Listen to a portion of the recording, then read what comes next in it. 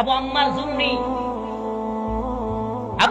জুনুনি রোহিঙ্গাদের পক্ষে, মুসলমানদের পক্ষে মর্দে মুজাহিদ, আরবের একজন, মদিনা ইউনিভার্সিটির একজন টিচার, নিজের আরাম আয়েশ যশ খ্যাতি সব বাদ দিয়া রোহিঙ্গাদের অধিকার প্রতিষ্ঠার জন্য, মুসলমানদের অধিকার প্রতিষ্ঠার জন্য অস্ত্র হাতে তুলে নিয়েছে।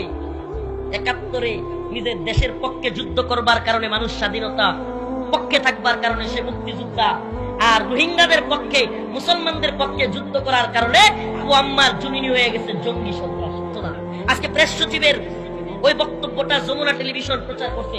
যমুনা টেলিভিশনের নিউজটা প্রচার করার সাথে সাথে আমি একটা কমেন্ট করেছি প্রেস সচিবের নিচে, কিভাবে সমস্যার সমাধান করবেন, কিভাবে রোহিঙ্গাদের ফেরত পাঠাবেন, যেই রোহিঙ্গাদের পক্ষে মুসলমানদের পক্ষ থেকে জিহাদ করতেছে আবু আম্মার জুনুনি, সেই আবু আম্মার জুনুনিকে আরাকান আর্মি কিছু করতে পারে নাই, যে আবু আম্মার জুনুনিকে মায়ানমারের সেনাবাহিনী কিছু করতে পারে নাই।